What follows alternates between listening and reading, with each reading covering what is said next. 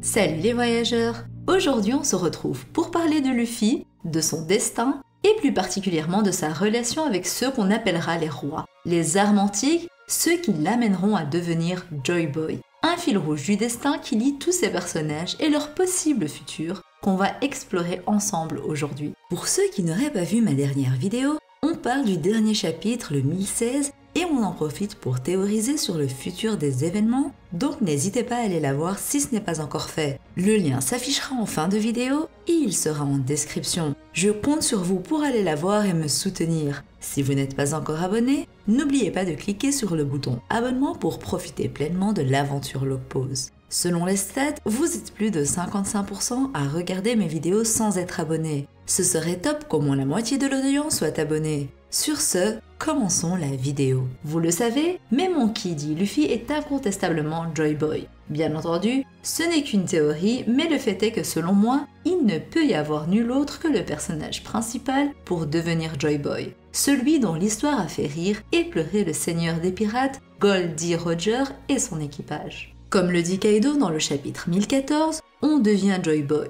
Cela veut dire qu'on ne naît pas Joy Boy et que n'importe qui réunit les conditions pour le devenir héritera de ce titre. Joy Boy est en effet un titre. Du moins c'est ce qu'on peut conclure des propos de Kaido dans le chapitre 1014. Car effectivement, si Joy Boy était une personne à proprement parler, il ne serait pas possible de le devenir. Ainsi, Luffy deviendra Joy Boy en réunissant certaines conditions, des conditions que je vais explorer avec vous dans cette vidéo. Mais avant toute chose, il est important de rappeler ce que l'on sait de Joy Boy. On sait que ce personnage existait il y a 800 ans déjà, lors du siècle oublié, et qu'il est celui à avoir écrit la lettre d'excuse à l'ancienne Poséidon, la princesse sirène à qui il avait promis de soulever l'arche de Noah avec son aide. L'arche de Noah, donc de Noé, qui, rappelons-le, dans l'histoire était une arche construite sur l'ordre de Dieu pour sauver Noah et sa famille, ainsi que 7 couples d'espèces vivantes du déluge. On peut donc supposer qu'un déluge devait arriver sur l'île des hommes-poissons, et que la promesse de Joy Boy à la princesse sirène était de l'aider à faire remonter l'arche de Noah avec les hommes-poissons à la surface terrestre. Une promesse rompue, mais qui est toujours en attente d'être réalisée, ce qui signifie que ce déluge n'est pas encore arrivé, mais qui risque de se produire. Un déluge que l'on pourrait mettre en parallèle avec la prédiction de Shirley concernant Luffy, qui est censé amener la destruction à l'île des hommes-poissons. Les prédictions de Madame Shirley s'avérant toujours être justes, il n'y a aucun doute que la destruction de l'île des hommes-poissons aura lieu. Sauf que sa prédiction ne montre pas tout, et ne montre pas que la destruction de l'île des hommes-poissons était nécessaire, et j'irais même jusqu'à dire que c'est en détruisant Marie-Joase qui se trouve pile poil au-dessus de l'île des hommes-poissons que cette dernière serait également détruite. Mais que bien évidemment avant ça, les hommes-poissons quitteront leur île sur l'arche de Noah tirée par Poséidon, donc Shirahoshi, accompagné de Luffy. Cet homme donc appelé Joy Boy avait soit un autre nom selon moi, soit il s'agit bien là de son nom qui servira de titre à celui qui héritera de sa volonté. On le sait, la question de volonté dans One Piece est très présente. On parle même de la volonté du Di et selon moi, Joy Boy en était un. Mais cette théorie, je vous la réserve pour une prochaine vidéo qui sortira quand il le faudra.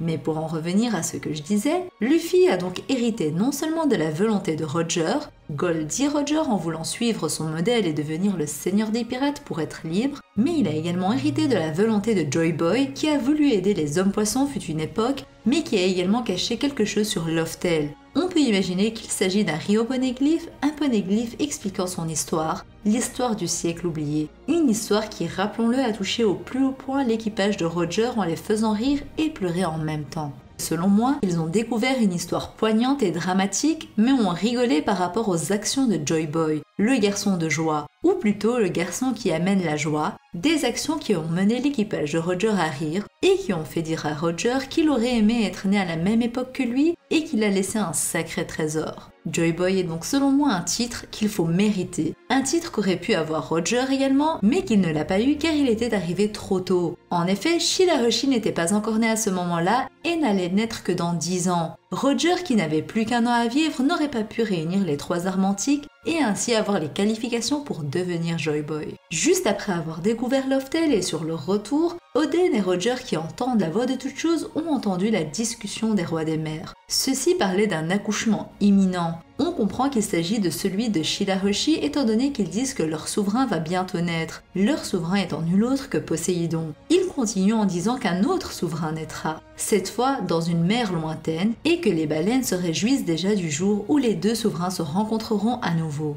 Ici, il est incontestable qu'il parle de Luffy et de sa rencontre avec Shirahoshi. A noter que quand il parle d'une nouvelle rencontre entre les deux souverains, on peut comprendre qu'il parle de la rencontre entre le nouveau Poséidon et le nouveau Joy Boy étant donné que ceux qui portaient ces titres auparavant s'étaient déjà rencontrés. L'importance de Luffy est incontestable et on connaît son lien avec Poséidon. Mais quel est donc son lien avec Pluton et Uranus? Je vais donc maintenant vous expliquer mes théories par rapport à ces deux dernières armes antiques et vous expliquer le titre plus en détail juste après. Pour Pluton, vous n'êtes pas sans savoir si vous suivez mes vidéos depuis longtemps que je suis partisane de la théorie Momonosuke et Pluton. En effet, je suis même plus adepte de la théorie qui part du principe où les trois armes antiques sont trois êtres vivants contrôlant certaines choses, plutôt que trois êtres ou choses. Pour beaucoup, Pluton est une arme antique matérielle, un bateau. Une idée bien entendu intéressante et logique dans la mesure où les informations qu'on a eues par rapport à Pluton correspondent à un navire. En effet, cette arme antique est écrite comme une arme de destruction massive avec des plans à l'appui, ce qui peut mener à penser qu'il s'agit d'un bien matériel. Et c'est ce que pensent même les personnages du manga. Bien entendu, il est difficile de penser autrement au fait que ce soit une arme inanimée quand des plans existent et que l'œuvre fait comprendre que certains artisans comme Tom ou Franky seraient capables de la reproduire. Mais est-ce là la vérité sur cette arme?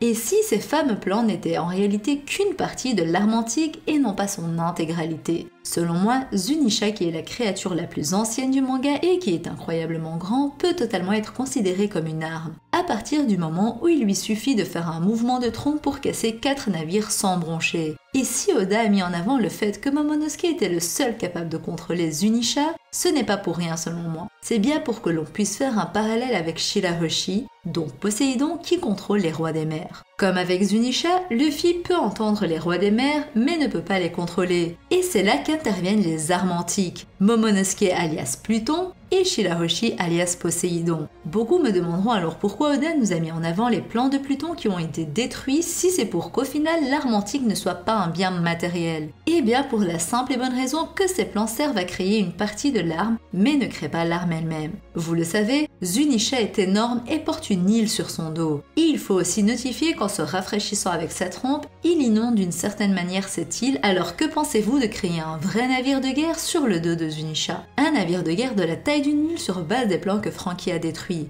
En plus d'avoir Zunisha qui lui est considéré comme une arme. On peut même aller jusqu'à dire que même sans navire de guerre ou arme matérielle sur son dos, Zunisha, lui tout seul contrôlé par Momonosuke, représente un navire de guerre étant donné qu'il est sur la mer et qu'il avance là où il veut. Selon moi, cette théorie sur le fait que Momonosuke soit Pluton et que Zunisha soit le navire de guerre sur lequel on pourrait mettre des armes matérielles me paraît être plus adaptée pour une arme antique et son importance dans l'histoire qu'un simple navire construit des mains d'un homme. Beaucoup disent alors que ce n'est pas possible car Pluton est caché à Alabasta, mais ce n'est en rien confirmé. C'est le poneglyphe indiquant l'emplacement de Pluton qui était caché à Alabasta. Robin l'a lu et a menti à Crocodile en disant que sur le poneglyphe n'était indiqué que l'histoire du pays. Parlons maintenant d'Uranus, la troisième et dernière arme antique connue de tous, mais sur laquelle nous n'avons ici réellement aucune information. Uranus tire son nom de Uranos et est inspiré de la mythologie grecque. Il s'agit du nom de la divinité du ciel et du père de Cronos et grand-père de Zeus. Ainsi, si on se réfère à la hiérarchie des divinités, on peut considérer Uranus comme le père de toutes choses selon la mythologie grecque. De ce fait, il est logique de penser que Uranus puisse exister depuis l'aube des temps ou encore qu'il s'agisse de l'arme antique la plus puissante des trois. Et si ma première idée ne tient pas sur grand chose et qu'on est plus sur de l'hypothèse que de la théorie, la seconde est néanmoins bien plus intéressante. En effet, si l'on analyse One Piece d'un point de vue scénaristique, il est plus que probable que si nous n'avons encore aucune information sur Uranus autre que son nom, malgré le long périple des Mugiwara, c'est parce que les secrets de cette dernière sont liés à d'autres mystères qui ne peuvent pas encore être dévoilés. Ou encore que Uranus est la plus puissante des armes antiques et que pour cette raison, Oda a décidé de garder le mystère autour de cette arme antique pour un peu plus longtemps. Mais revenons à Uranus. Cette arme antique serait donc un pouvoir transmis de génération en génération qui apparaîtrait seulement lorsque l'ère en cours en nécessite l'aide de ce dernier. Une famille qui serait potentiellement plus vieille que le monde dans One Piece. Un peuple qui était là avant, pendant et après le siècle oublié. et ses pensées me mènent au royaume d'Alabasta. Nous savons grâce à Robin que Alabasta perdure depuis minimum 500 ans avant le siècle oublié et que la famille Nefertari, la famille royale d'Alabasta, faisait partie des 20 royaumes lors du siècle oublié. Ainsi, cette famille perdure depuis près d'un millénaire et leur accord avec les 19 autres royaumes aurait causé la chute de l'ancien royaume. Cela expliquerait pourquoi aucun des poneglyphes n'a encore mentionné l'emplacement d'Uranus, même s'il est possible que ce poneglyphe existe et qu'il n'ait en réalité pas encore été découvert par nos protagonistes. Ainsi, Vivi, qui détient un rôle de princesse et qui a le courage de se lever et de rallier les gens à sa cause, serait en réalité la détentrice du pouvoir d'Uranus. Cela expliquerait pourquoi Im-sama avait une photo de cette dernière. Car si elle avait les avis de recherche de Barbe Noire et de Luffy, on peut considérer qu'il s'agissait selon le Gorosei des plus grandes menaces pour le règne d'Im-sama. Mais alors, pourquoi avoir une photo de Vivi et de Shirahoshi également parmi ces dernières? Car il s'agirait probablement des deux armes antiques connues du gouvernement mondial et que Vivi est la plus dangereuse. Ce serait pour cette raison aussi que son choix de la personne à éliminer s'est porté sur Vivi. Ceci expliquerait aussi la réaction de Cobra lors de cette discussion avec Robin et sa motivation à aller à la rêverie afin d'avoir des réponses à ces questions sur les agissements de ses ancêtres. S'il est possible que Vivi détienne le pouvoir de contrôler une créature mythique comme pour les deux autres armes antiques, ce n'est pas forcément le cas puisque nous savons qu'Uranus est lié au ciel. Ainsi, il se pourrait que Vivi ne contrôle pas une créature mythique, mais qu'elle contrôle les cieux directement. Même si personnellement, je suis plus dans l'optique où elle contrôlerait une créature mythique ailée, comme Pluton contrôle une créature terrestre et comme Poséidon contrôle elle les créatures marines. Les trois personnages ont tous des similitudes et sont tous ce que l'on peut qualifier de rois. En effet, Shirahoshi est la princesse des hommes poissons et est donc de la famille royale. Il en va de même pour Vivi qui est la princesse d'Alabasta, ainsi que Momonosuke qui est un Kozuki et qui sera le futur shogun de Wano Kuni. Le shogun étant à la tête du pays, on peut le comparer à un roi. Les trois sont donc de sang royal et sont les futurs rois de leur pays. Et les trois font partie de familles transcendant les générations et surtout ayant existé avant l'histoire du siècle oublié il y a 800 ans. Pour les Kozuki, ça nous est confirmé quand on apprend qu'ils sont les tailleurs de pierre. Ainsi, si Joy Boy a pu écrire une lettre d'excuse sur un poneglyphe, c'est parce qu'il était accompagné d'un Kozuki ou encore qu'il était un Kozuki lui-même. Mais cette théorie, ce sera pour une prochaine fois. On sait aussi que c'est un Kozuki qui a pris la décision de fermer les frontières de Wano Kuni il y a 800 ans.